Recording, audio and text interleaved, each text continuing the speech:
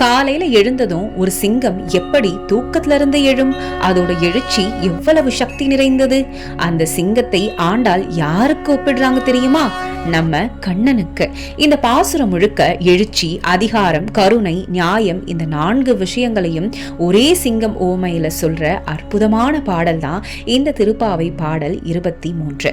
வாங்க, ஒவ்வொரு வரியிலும் கண்ணன் எப்படி தூங்குற நிலையிலிருந்து உலகை காக்க எழுந்தருள்கிறாரோ அதை பார்ப்போம். Welcome to Kandharigam channel. மலைக்குள் ஒரு சிங்கம் எப்படி தூங்கும்? ஆண்டாள் சொல்றாங்க, மாரி மலை முழஞ்சில் மண்ணி கிடத்துறங்கும். இதோட விளக்கம் என்னன்னா, மாரி அப்படின்னா மழை, மலை முழஞ்சுனா மலைக்குள் இருக்கிற குகை.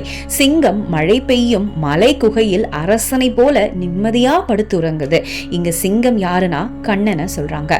மலை குகை பாதுகாப்பும் சக்தியும் நிறைந்த இடம். இதோட ஆன்மீக விளக்கம் என்னன்னா, பகவான் எப்போதும் உலகத்தை காக்கும் சக்தியோட நிம்மதியாக இருக்கிறார். அவர் தூங்கினாலும் கூட அவரோட பாதுகாப்பு நிறுத்தப்படல. சரி, அந்த சிங்கம் விழித்தவுடன் எப்படி இருக்கும்? ஆண்டாள் இங்க சீரிய சிங்கம் அறிவுற்று தீ விழித்த.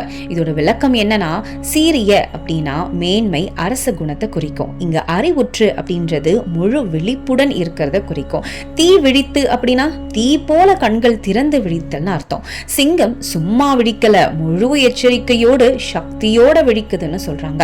இதோட ஆன்மீக விளக்கம் பாத்தீங்கன்னா, பகவான் நம்மை காப்பதற்காக ஒரு நொடியிலே முழு விழிப்புக்கு வருவார், தாமதம் கிடையாதுன்னு சொல்றாங்க. விழித்த சிங்கம் அடுத்து என்ன செய்யும்? வேரி மயிர் பொங்க எப்பாடும் பேர்ந்து தரி.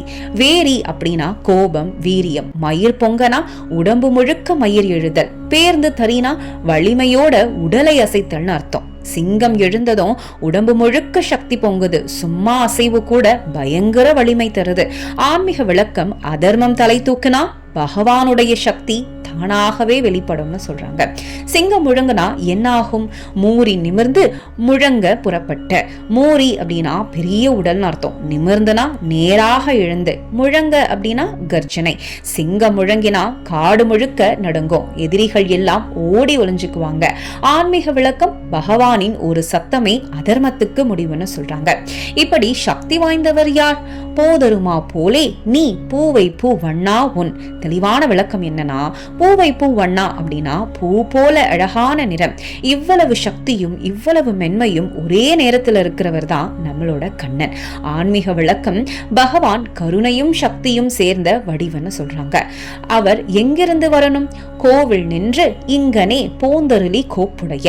கோப்புடைய அப்படின்னா என்னன்னா, அரசன் கண்ணன் கோவிலில் மட்டும் இல்ல, பக்தர்களுக்காக வெளியே வந்து அவர்களோட பேச வரணும்னு சொல்றாங்க. பகவான் நம்ம அழைப்புக்காக காத்திருப்பவர். அவர் எங்க உட்காரணும்? சீரிய சிங்காசனத்திலிருந்து யாம் வந்த. சிங்காசனம்னா அரசாசனம் அர்த்தம். நீதியோடு அதிகாரத்தோடு தீர்ப்பு சொல்லும் இடம்தான் சிங்காசனம். ஆன்மீக விளக்கம், பகவான் நியாயத்தின் அரசன்னு சொல்றாங்க. நம்ம வேண்டுகோள் என்ன?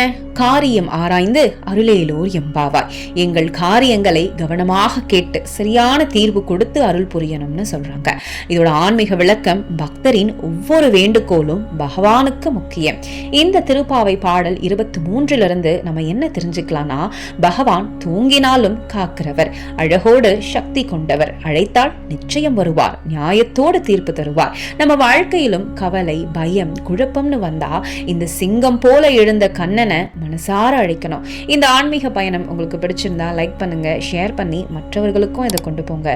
சப்ஸ்கிரைப் பண்ணி இந்த ஆன்மீக பயணத்துல எங்களோட சேர்ந்து நடங்க. நன்றி மக்களே. அருளேலோர் எம்பாவாய்.